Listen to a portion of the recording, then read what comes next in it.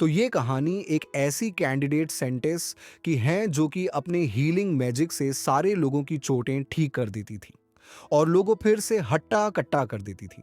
और ये सेंटेस काफी जवान और दिखने में भी काफी ज्यादा खूबसूरत थी और उसे लोगों की मदद करना बहुत ही अच्छा लगता था और वो दिल की भी बहुत अच्छी थी।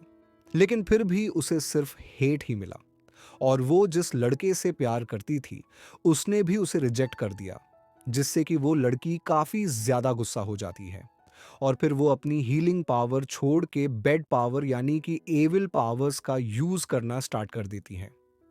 तो कहानी की स्टार्टिंग में हमें टेम्पल में एक टिंगू मिंगू सा बच्चा रोता हुआ दिखाया जाता है। उसके हाथ पे मॉन्स्टर ने अटैक कर दिया था, जिसके वजह से उसका हाथ जख्मी हो चुका था और उसकी माँ उसे ठीक करवाने के लिए टेम्पल लेकर आई थी ताकि वो सेंटेस उसे जल्दी से जल्दी ठीक कर दे। उसकी माँ उससे कहती हैं, अरे लड़की प्लीज मेरे बच्चे को ठीक कर दो, बदले में मैं तुम्हारे सारे बर्तन धोने के लिए भी तैयार हूँ। उसके बाद वो लड़की अपने हीलिंग मैजिक का यूज करके उस बच्चे का हाथ ठीक कर देती है, जिससे कि वो बच्चा काफी ज्यादा खुश हो जाता है और उस लड़की का शुक्रिया अदा करते हुए वहां से जाने लगता है। वो लड़की जिसका नाम लुआ था, वो भी उसे बाय बाय करती है। लेकिन अब उसके हाथ में काफी ज्यादा दर्द हो रहा था क्योंकि उस बच्चे की सारी चोटें अब उसके हाथ पर आ चुकी थी। ये एक ऐसा टेम्पल है जिसमें कि सारे बीमार और जख्मी लोग अपना इलाज करवाने के लिए मुंह उठा के चले आते हैं और एक कैंडिडेट सेंटेस होने के नाते लुआ को इन सब लोगों को ठीक करना पड़ता है और ये उसकी ड्यूटी है। ये कितनी बेकार है। और ये बात लुका के पीछे खड़ी हुए वो तीन बेरोजगार औरतें बोल रही थी। ये लोगों को ठीक करने के लिए सभी लोगों की छोटे खुद पे ले लेती है। ये कितनी यूजलेस है। उसे यहाँ पर कोई पसंद नहीं करता, फिर भी उसे सबको ठीक करना पड़ता है। और उन तीनों की बातें सुन के लुआ का दिल काफी ज्यादा हर्ट होता है और वो तीनों उसे ब्रोकन भी कहती हैं। लुआ सोचती हैं कि वो तीनों सच ही कह रही हैं। दरअसल उसकी एबिलिटी बाकी सेंटेंस से डिफरेंट थी क्योंकि वो लोगों को ठीक करने के बाद उनकी चोटें अपने पे ले लेती थी, मगर खुद को वो इतनी जल्दी हिल नहीं कर सकती थी।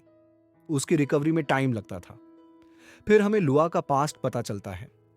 बचपन में ही लुआ के मोम डैड गुजर चुके थे, जिसके बाद लुआ अनाथ हो चुकी थी। पर टेम्पल के लोगों ने उसे गोद ले लिया और उसे पाल पोस के बात किया और इसी वजह से लुआ सारे लोगों की हेल्प करती थी। लेकिन लुआ लोगों के ताने और अपनी बुराई सुनने के बाद खुद को यूजलेस मानने लगी थी और अंदर ही अंदर काफी ज्यादा ऑपसेट होने लगती है। तभी उसके कंधे पे कोई हाथ रखता है। वो उसकी फ्रेंड एरियाना ट्रेबियास थी, जो कि लुआ की बहुत ही अच्छी दोस्त थी। अरे लगता आज तुमने बहुत मेहनत की है लुआ। फिर वो उसे चिपक के चुम्मा चाटी करने लगती है। अरे वो बेवकूफ लोग तो बोलते रहेंगे, तुम उनकी बातों पे ज्यादा ध्यान मत दो। मुझे पता है कि तुम बहुत ही ज्यादा हार्ड वर्क करती हो और अपनी ड्यूटी बहुत ही अच्छे से निभाती हो, तो ज्यादा सोचने की जरूरत नहीं है। एकदम चिल हो जाओ, मैं हमेशा तुम्हारे साथ हूं। लुआ उसकी पॉजिटिव बातें सुनकर फिर से जिंदा दिल दिल हो जाती हैं। वो उसका शुक्रिया अदा करने लगती है। एरियाना बोलती है, अरे बेवकूफ, दोस्त इसीलिए ही तो होते हैं, तो थैंक्स बोलने की जरूरत नहीं है। अरे लुआ वहां देखो, वो मिस्टर गैरेट है ना। लुआ मिस्टर गैरेट को देखकर थोड़ा थोड़ा फ्लश करने लगती है। वो जो गैरेट था वो काफी सालों से राज्य के सभी नाइट्स का कैप्टन यानी कि सेनापति था। उसे सभी लोग बहुत ज्यादा पसंद करते थे और उसे अपना हीरो मानते थे और वो वहां पे काफी ज्यादा पॉपुलर भी था। फिर लुआ अपने पास्ट को याद करने लगती है। जब वो नई नई कैंडिडेट सेंटेस बनी थी, तब उसकी पहली मुलाकात मिस्टर गैरेट के साथ हुई थी। गैरेट कहता है, अरे सेंटेस क्या तुम मुझे हील कर सकती हो। फिर वो जख्मी हाथ आगे करता है। लुआ उसे हिल करने का ट्राई करती है, पर वो नहीं कर पाती। वो उससे माफी मांगने लगती है। लुआ काफी ज्यादा अपसेट हो चुकी थी। वो सोचने लगती है, अरे ये क्या हो गया। लगता है अब ये नालायक मुझे डांटेगा और मेरी शिकायत भी कर देगा। लेकिन ऐसा कुछ भी नहीं होता। गैरेट उसके कंधे पे हाथ रखता है। अरे सुनो लड़की, स्टार्टिंग में कोई भी परफेक्ट नहीं होता। मुझे यकीन है कि तुम फ्यूचर में एक अच्छी सेंटेस बनोगी। अरे इसकी माँ का, ये तो एक अच्छा इंसान निकला। और गैरेट की ये सब बातें सुनकर लुआ काफी ज्यादा अच्छा फील करने लगती हैं और उसे मिस्टर गैरेट पे क्रश होने लगता है। अरे लुआ, तुम फिर से उनके ख्यालों में खो गई ना? अरे नहीं, ऐसा कुछ भी नहीं है बंदरिया। एरियाना कहने लगती हैं कि तुम दोनों की मैच एकदम परफेक्ट रहेंगी। और मैच से उसका मतलब क्रिकेट वाली मैच नहीं बल्कि शादी वाली मैच थी। अरे तुम ये सब क्या बक रही हो? चुप हो जाओ, ऐसा कुछ भी नहीं है। लेकिन एरियाना अच्छे से जानती थी कि लुआ जो है वो गैरेट से सच्चा वाला प्यार करती थी। अरे तुम क्यों टेंशन लेती हो, मैं हूं ना तुम्हारे साथ। भूल गई क्या कि हम दोनों बेस्ट फ्रेंड्स हैं? अरे एरियाना, तुम मेरी सबसे अच्छी दोस्त हो। अगर तुम्हें भी कभी कोई पसंद आए तो मुझे जरूर बताना। मैं तुम्हारी हेल्प जरूर करूंगी। अरे जरूर, चलो पिंकी, प्रॉमिस करते हैं। फिर सीन चेंज हो जाता है। हम कुछ दिनों के बाद देखते हैं कि टेम्पल में काफी ज्यादा अफरा तफरी मची हुई थी। चारों तरफ लोग शोरगुल कर रहे थे। लुआ वहां पर आती हैं। वो सोच ही रही थी कि वहां पर क्या हो रहा है कि तभी वो वहां पर गैरेट को जमीन पर पड़ा हुआ देखती हैं और उसकी बॉडी पूरी तरह से डैमेज हो चुकी थी। उसके ऊपर मॉन्स्टर ने अटैक कर दिया था जिससे कि वो अधमरा हो चुका था। तभी वहां दो तीन नल्ले लोग बातें करने लगते हैं। मुझे इस लड़की से नफरत है। ये हमारे हीरो को ठीक नहीं कर सकती। ये तो बिल्कुल ही यूजलेस है। लेकिन लुआ अपने मन में ठान लेती हैं कि वो मिस्टर गैरेट को ठीक करके ही रहेंगी। फिर कुछ देर बाद वो उस कमरे में जाने लगती हैं जहां की गैरेट को इलाज के लिए रखा गया था। गैरेट तो दर्द के मारे कराह रहा था। लुआ उसका हाथ अपने हाथ में लेती है और अपना पूरा जोर लगा के हीलिंग मैजिक करने लगती है। वहां पे तेज रोशनी फैलने लगती है। गैरेट के सारे घाव लुआ की बॉडी पे आने लगते हैं। मिस्टर गैरेट का पूरा शरीर अब पूरी तरीके ठीक हो चुका था। लेकिन लुआ की पूरी बॉडी जख्मी हो चुकी थी और बहुत ज्यादा दर्द की वजह से वो वहीं गिर पड़ती है। उसकी आंखें बंद होने लगती हैं और उसे अपनी जिंदगी का फ्लैश बैक दिखाई देने लगता है। अरे बाप रे बाप, लगता है कि मैं अब मरने वाली हूं। फिर सिन शिफ्ट होता है। लुआ की आंखें खुलती हैं। अरे मैं नर्क में पहुंच गई क्या? लेकिन वो जिंदा थी। अरे तुम उठ गई क्या? और फिर नर्स अपनी बक बक शुरू कर देती है। तुम्हें अपना सेंटेंस का काम छोड़ छाड़ के कहीं और चला जाना चाहिए। जब मिस्टर गैरेट जख्मी हालत में थे तब तुम कमरे के बाहर पड़ी हुई थी और उसके बाद तुम 1 महीने से हॉस्पिटल में हो। लुआ सोचती हैं, अरे ये घुसत बुढ़िया क्या बक बक कर रही हैं। फिर वो बुढ़िया कुछ ऐसा बोलती हैं कि लुआ को बहुत ही बड़ा झटका लगता है। फिर वो उस नर्स को मां बहन की गालियां देने ही वाली थी। तभी उसे मिस्टर गैरेट का ख्याल आता है। वो उससे गैरेट के बारे में पूछती है। फिर वो बुढ़िया फिर से अपने बेसुरे आवाज में बोलने लगती है।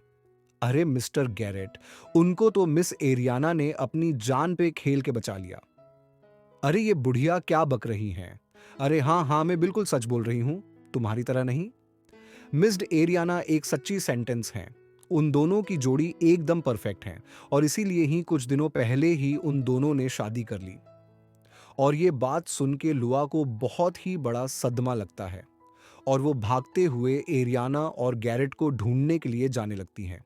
और वो रास्ते में दो तीन औरतों को बातें करते हुए सुनती हैं। हमारी हीरो ने अपनी जान पे खेल के मिस्टर गैरेट को ठीक कर दिया, जिसकी वजह से वो सारे मॉन्स्टर्स को हरा पाए और उनकी बदौलत सभी लोग शांति से रह सकते हैं। अब इन सभी लोगों को यही लगता है कि एरियाना ने गैरेट को बचाया है और वो तीन बंदरियां मिलके फिर से बेचारी लुआ की बेइज्जती करने लगती हैं। अरे देखो, उसे जब उसकी जरूरत थी तब ये टेम्पल के बाहर पड़ी मिली थी।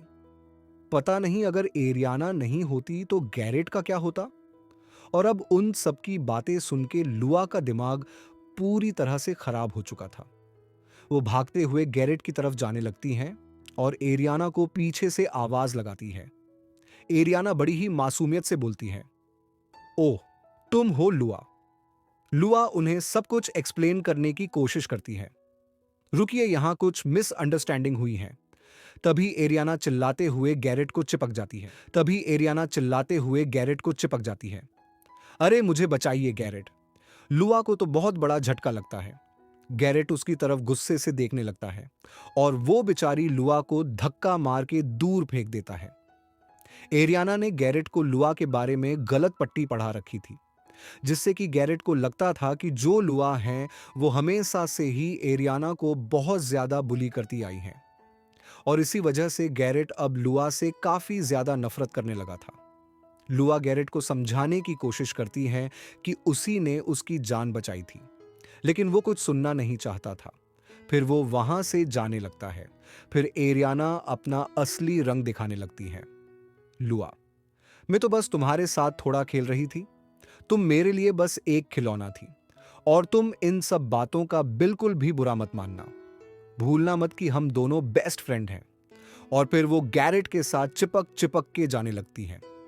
हमारी लुआ तो अब बहुत ही ज्यादा अपसेट हो चुकी थी, और अचानक उसके बालों का कलर चेंज होके येलो से वाइट हो जाता है, जिसकी वजह से वो फ्यूचर में काफी ज्यादा हॉट दिखने वाली है। तभी वहां पर कुछ बदमाश आ जाते हैं और लुआ को बुली करने लगते हैं, और ये बेशरम तो बेचारी लुआ को गलत जगह पे ही लात मार देता है। अरे देखो, ये तो वही यूजलेस कैंडिडेट सेंटेंस है ना, जिसे सभी लोग नापसंद करते हैं। अरे ओए, चुप क्यों है? वो लुआ के बाल पकड़ के खींचने लगता है। अब लुआ काफी ज्यादा गुस्सा हो चुकी थी। वो उसका हाथ पकड़ लेती है और अपने अंदर की सारी कर्ज पावर उसमें ट्रांसफर कर देती है, जिसकी वजह से उसका हाथ बुरी तरह से जख्मी हो जाता है और वो बंदर जोर से चिल्लाने लगता है।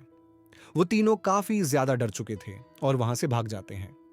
लुआ की जो ये पावर थी वो हीलिंग पावर से बिल्कुल उल्टा काम करती थी, जिससे उसके अंदर का डैमेज दूसरे इंसान में ट्रांसफर कर सकती थी। लुआ अब इतने जुल्म और बेइज्जती के बाद अपने मन में ठान लेती है कि अब से वो किसी को भी हिल नहीं करेंगी, और वो एविल तरीके से स्माइल करने लगती हैं। इसी बीच कोई था जो पीछे से लुआ को चुपके से देख रहा था।